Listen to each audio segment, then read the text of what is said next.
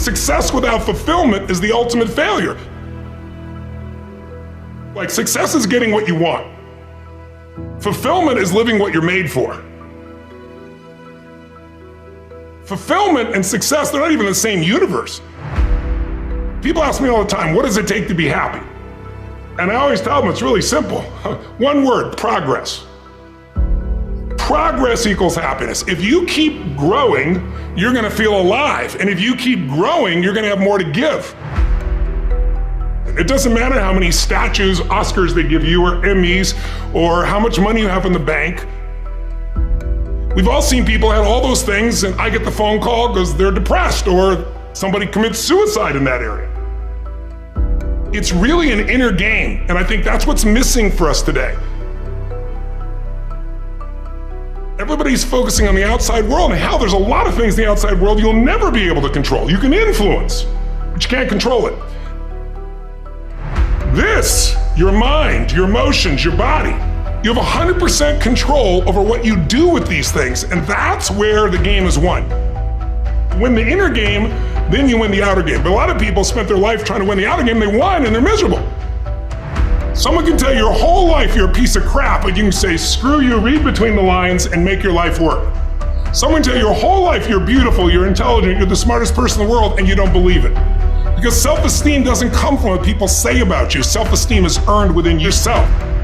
It's esteem for yourself, which only comes by doing things that are incredibly difficult, and then your brain goes, this is who I am. You really gotta figure out what you're made for, and nobody knows in the beginning. So you start where you are and you do what's in front of you, do what's next, and you keep growing until you start to discover, hey, this is my real passion. So identity is the number one thing I work to change with people, to expand it. Expand your own sense of who you really are and what you're capable of. And the mindset has to be destroy any limitation and move forward, move forward, move forward.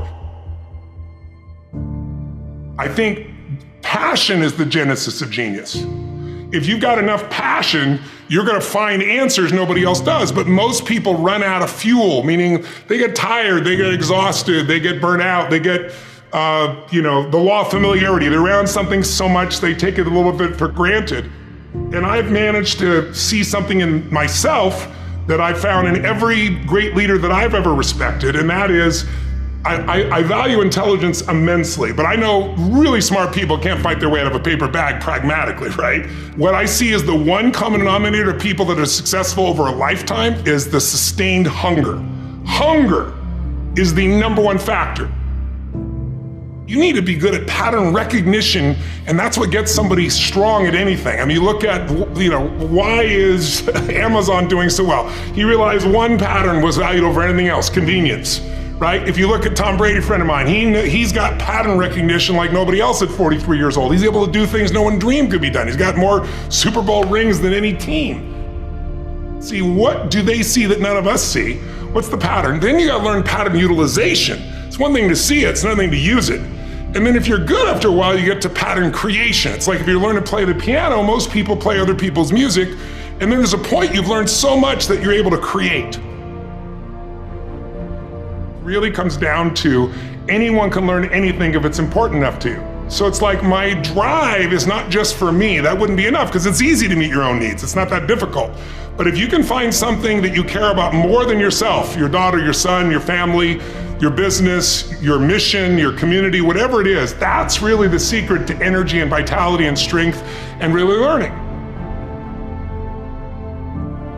One of the things I want to do with people during this challenge is take things that seem so complex and make them so simple so you do it. Get it really simple, things you can do right now to change your life. You can go to experience it that day, and then you get momentum. Day 1, day 2, day 3, day 4, and all of a sudden now what used to be hard to do is easy to do. And I think for anyone, you gotta understand anyone can learn anything if you can just break it down to its simple core, and that's what I try to do most. And I'm just not willing to settle for a life without passion and aliveness. That's just like there's so much to learn, there's so much to grow, there's so much to give, and I'm wired to grow and give. And I think anybody gets wired to grow and give is gonna have a really fulfilling life. It doesn't matter what you choose to do, you're gonna be alive. A year ago, People thought we were coming out of, we got vaccines now and we're coming out of COVID and it's going to be all over now. People are excited. But now, after going through 2 years of this, there's a lot of people now that no longer have a compelling future. Like, people talking about New Year's resolutions. Most people don't even have one because it's like they never followed through anyway, right? But at least they had something to look forward to. They're starting to get into learned helplessness. Learned helplessness is when something is so bad over and over again, you start thinking the problem's permanent. No problem is permanent. Or you start thinking the problem's pervasive because I haven't handled my finances, my whole world's over. Or because my relationship's bad, my whole world's over. Your life is bigger than that. My goal right now is to shake that up for people. People need a new perspective, and you can't do it by just sitting and thinking. You gotta move your body, you gotta change your energy and your focus. But if I get you into a higher state of being, mentally, emotionally, physically, then all of a sudden you start remembering who you are and you start coming up with answers that you never even thought were possible before. The idea of remembering who you are is something incredibly powerful.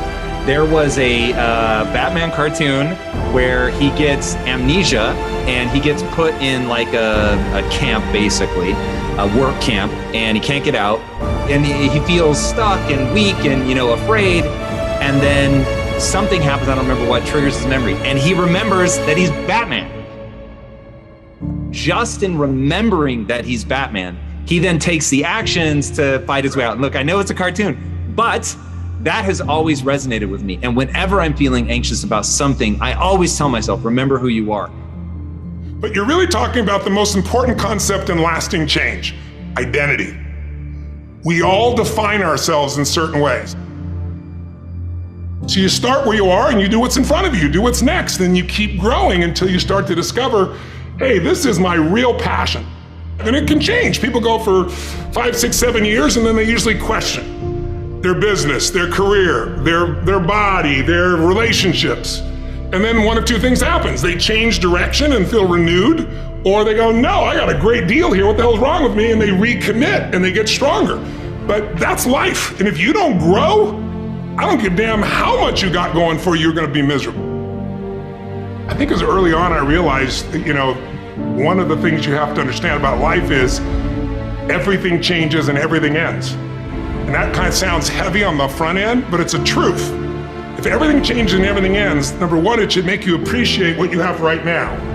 And then my view is what's next is always better. If I make it so, it's my job to make it so. And I think that's how we have to navigate. But most of us have been conditioned not to take a risk. People ask me all the time, what does it take to be happy? And I always tell them it's really simple. One word, progress.